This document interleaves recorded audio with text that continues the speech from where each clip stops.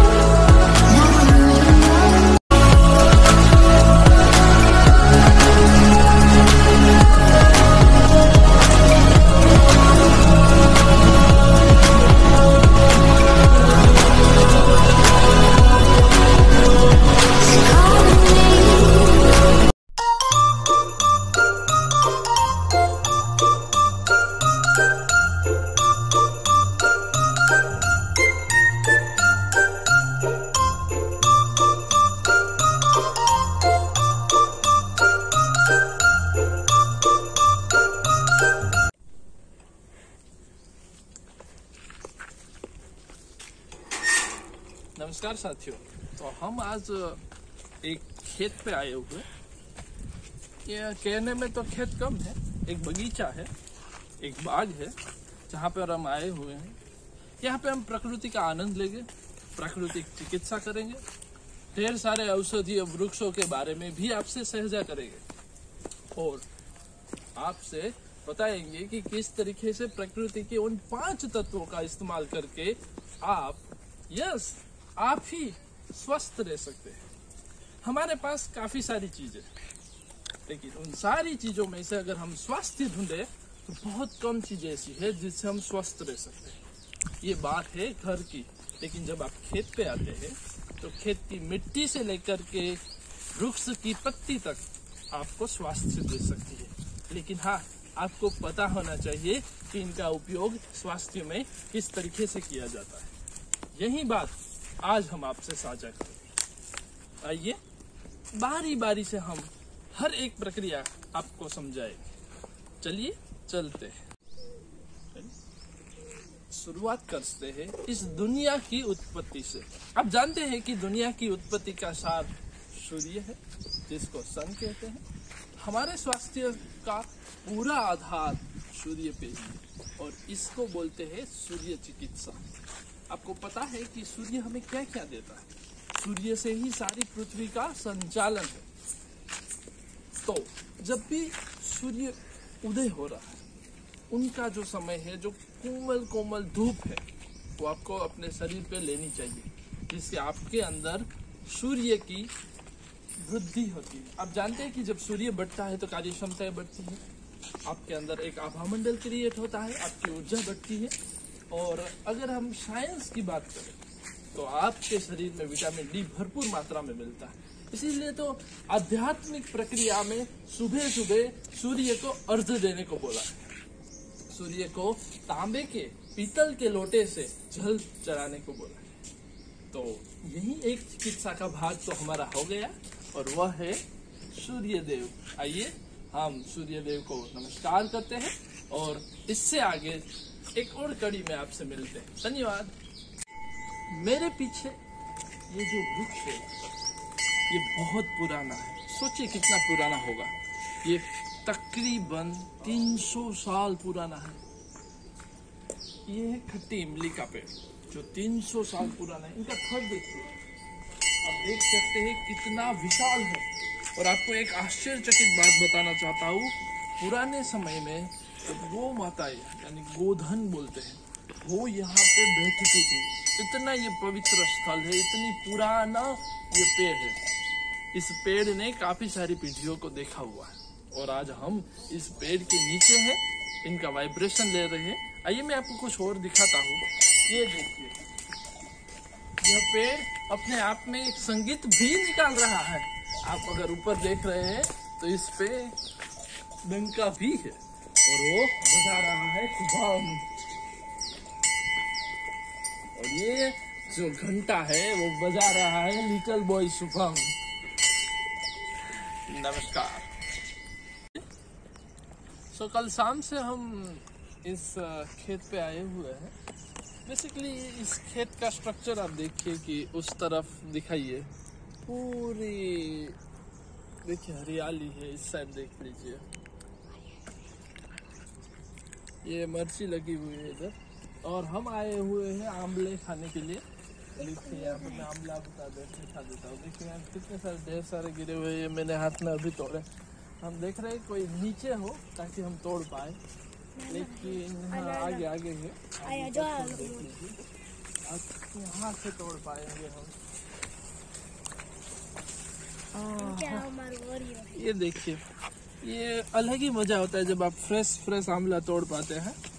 Basically ये आमला इतना शक्तिशाली है। एक तो ये विटामिन सी इसमें भरपूर है, साथ साथ में ये आपकी साते धातु रक्त। तो ये आमले के बारे में हम बात कर रहे थे। इनको गूसबेरी भी कहा जाता है। ये पाउडर फॉर्म में भी हम इस्तेमाल करते हैं। उसके बाद काफ़ी सारी चीज़ें, इसका एक है कि मुरब्बा भी बनता है। और इनका आजकल तो इनका जूस भी मिलता है, लेकिन उसमें प्रिजर्वेटिव होता है, सोडियम बेल्जियम होता है, जो आपके स्वास्थ्य के लिए हानिकारक है। पर जब भी आंवले की मौसम हो, जैसे आंवले की मौसम हो, तो आप इसका इस्तेमाल कर सकते हैं, भरपूर इस्तेमाल कर सकते हैं। मैं एक चीज़ और बताना चाहता हूँ आपको कि इनका कल्प होता है। आयुर्वेद में बताया गया है कल्प, कायाकल्प कहते हैं, आंवले का कल्प करते हैं। उसमें बेसिकली ये होता है कि 15 दिनों तक, 10 दिनों तक, जहाँ तक आपकी सामर्थ्य है, आंवले पे ही रहना होता है उनको। उनकी शुरुआत ऐसे होती है कि पहले दिन एक आंवला सुबह, दोपहर को एक आंवला और शाम को एक आंवला, ऐसे करके एक आंवला बढ़ाना पड़ता है। और वापस जैसे ही हम चढ़े हैं वैसे ही उतर जाना होता है। इससे आपकी कायाकल्प हो जाएगी, आपके शरीर का सारा टॉक्सिन्स निकल जाएगा। सो बेसिकली कायाकल्प है।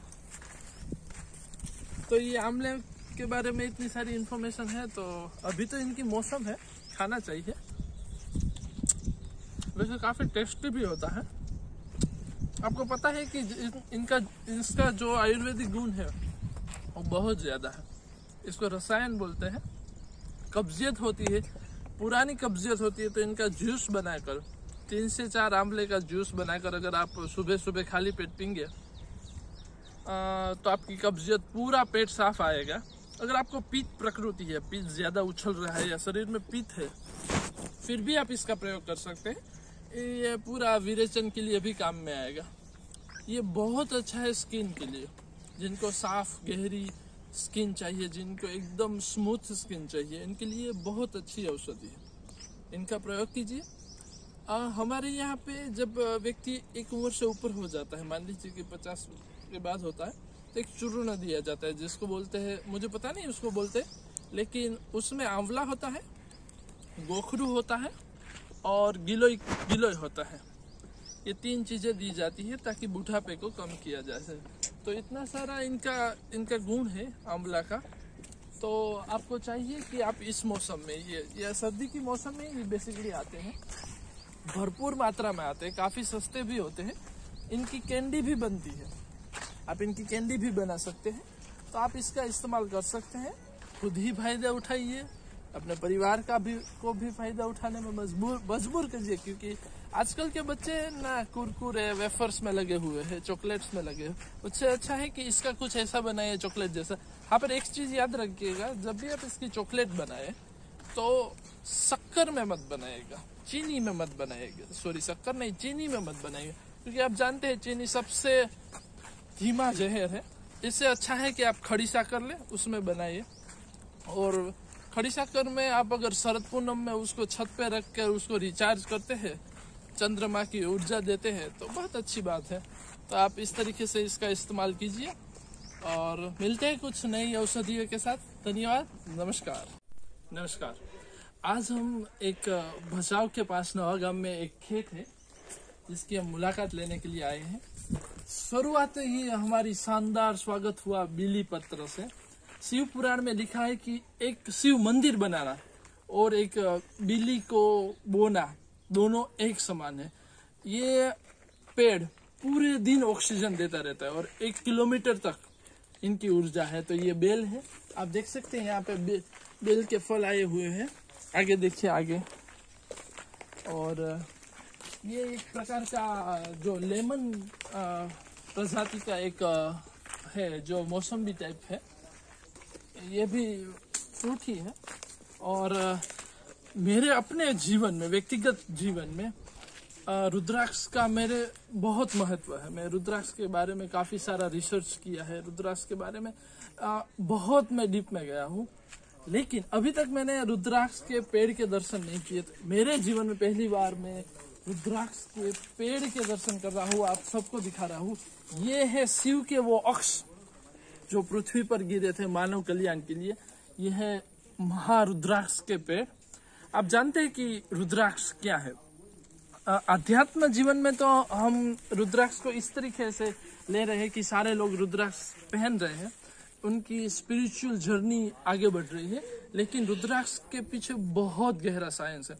आपके काफी स्वास्थ्य लाभ भी रुद्राक्ष के कारण होते हैं। तो ये है रुद्राक्ष का पेड़। अगर मैं कहीं देख पा रहा हूँ तो मैं आपको रुद्राक्ष के फल दिखाने की कोशिश करूंगा, अगर कहीं दिख रहे हो तो। देखिए, इस तरीके से फूल आते हैं और उसमें ना रुद्राक्ष के फल आते हैं। ये रहा, देखिए, ये है रुद्राक्ष के फल। इस तरीके ये फिर पक जाते हैं। ये तो हमने कच्चे तोड़ लिए हैं, मैं आपको तोड़ के दिखाता हूँ। ये कितने मुखी है। अभी ये कच्चा है, लेकिन मैं आपके लिए तोड़ के दिखा रहा हूँ। ये रुद्राक्ष एक और है, नहीं ये ही दिखाता हूँ। देखिए, ये पंचमुखी है। ये रहे 5 मुख, इनके 5 लाइन। तो ये बेसिकली पंचमुखी रुद्राक्ष है, आप देख सकते हैं। ये तो ज्यादा क्लीन करके हम दिखाएंगे।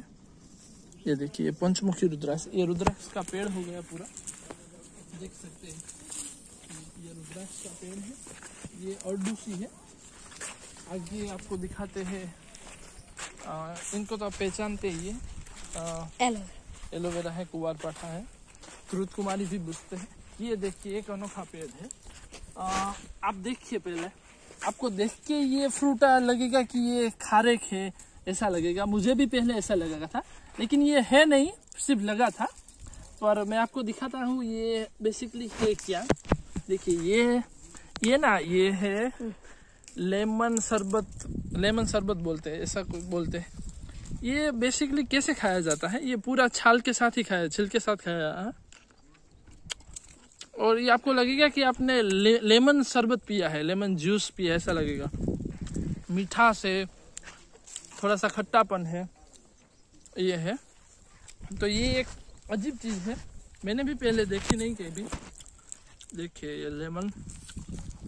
और मैं आगे आपको दिखाता हूँ। ये है केले तो आप जानते ही हैं। ये है ना, ये बहुत छोटी चीज है, लेकिन कोई नहीं जानता, बहुत कम लोग इसको जानते हैं। ये है भुआ आमली। इनका प्रयोग ना लीवर के लिए बहुत अच्छा है। तो ये वेद के परामर्श अनुसार आप कीजिएगा। ये पूरा आम का पेड़, ये 12मासी आम है। और ये पूरा बगीचा है जो ऑर्गेनिक है। इस साइड भी बहुत सारे खारेक के पेड़ है, 12मासी आम है। इस साइड केले के पेड़। आप देख सकते हैं। तो ये दिखा था वो रुद्राक्ष का फल, यहाँ पे है, देखिए ये। और हो सके तो मैं वहाँ पे पहुँच सकता हूँ तो तोड़ लेता हूँ। ये देखिए, ये आ गया रुद्राक्ष का फल हाथ में। यह है बेसिक, ऐसा होता है रुद्राक्ष का फल, आप देख सकते हैं। और इसमें ये महीन रुद्राक्ष पाए जाते हैं। रुद्राक्ष 1 से 14 मुखी तक होते हैं, 1 मुखी, 2 मुखी, 3 मुखी, अपने मुख के हिसाब से उनका उपयोग होता है। 1 मुखी साथ साथ शिव का रूप है, 2 मुखी है वो और नारेश्वर है, यानी कि नर नारी, यानी कि शिव पार्वती, इस तरीके से त्रिमुखी इस तरीके है। मैं इस फ्रूट को आपके सामने ही ओपन करता हूँ देखने के लिए। ये बड़ा रुद्राक्ष है, ये भी 5 मुखी ही है। मैं देखता हूँ।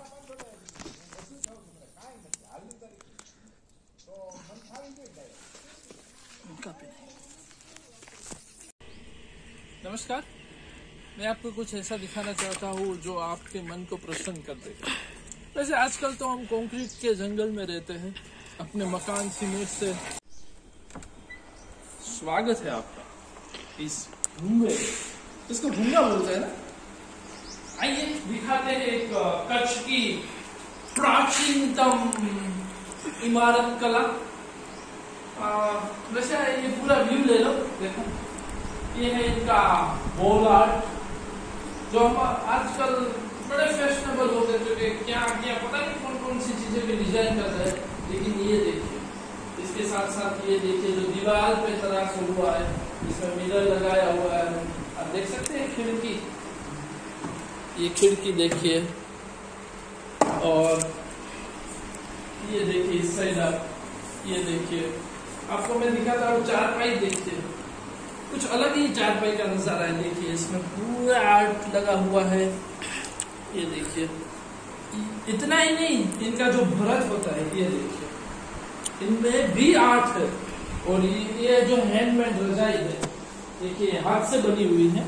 इन पे देखिए हाथ से धागे की सी बुनाई की हुई है। देखिए ये देखिए इसका भरत काम देखिए। ऊपर दिखाइए, ये थोड़ा ना आधुनिक प्रकार का हुआ है, आप देख सकते हैं इस तरीके से। मैं आपका आउटर व्यू भी दिखाता हूँ। चलिए आप बाहर चलते हैं। ये दरवाजा ले लीजिएगा,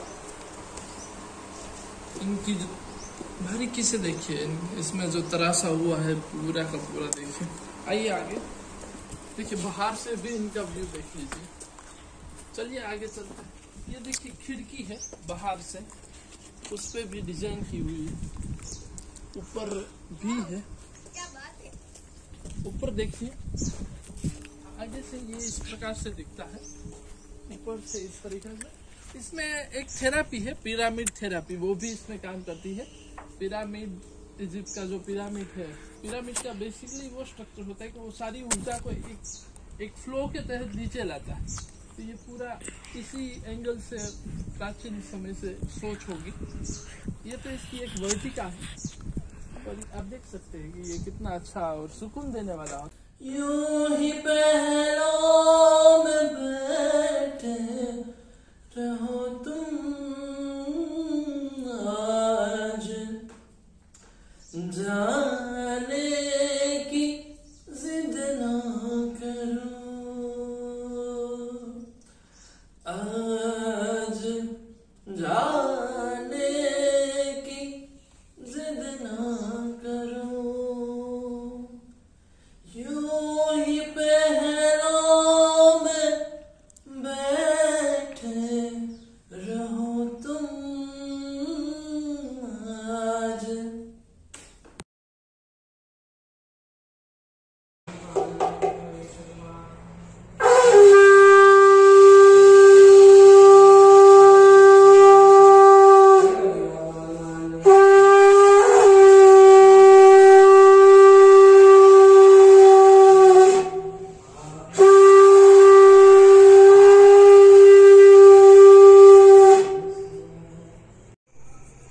नमस्कार, आज शरद पूनम है, यानी कि चंद्रमा अपनी 16 कलाएं से खिला हुआ है। आप उधर देख सकते हैं।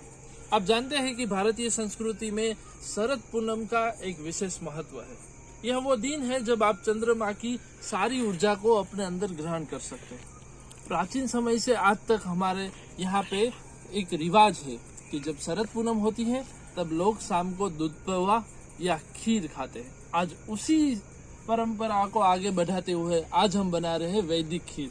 आइए आप देखते हैं। यह है मिट्टी का हांडा, इनमें गाय का दूध और ये जो गाय का दूध है वो है जो जंगल में चरती गाय हुआ घास चारा चरती गाय का दूध है, और इसमें है, और ये जो है गाय के उबले से पकाई जा रही है और पूरा वैदिक तरीके से चंद्रमा की साक्षी में चंद्रमा की शीतल किरणों के साथ हम इस खीर को पका रहे हैं और इस तरीके से हम शरद पूनम की पूरी ऊर्जा ले रहे हैं। इसमें चावल है, इसमें इलायची, शक्कर, और शक्कर भी पिछले साल जो शरद पूनम में छत पे रखकर रिचार्ज की थी वह शक्कर डाली हुई है। इसमें जायफल है और ड्राई फ्रूट वगैरह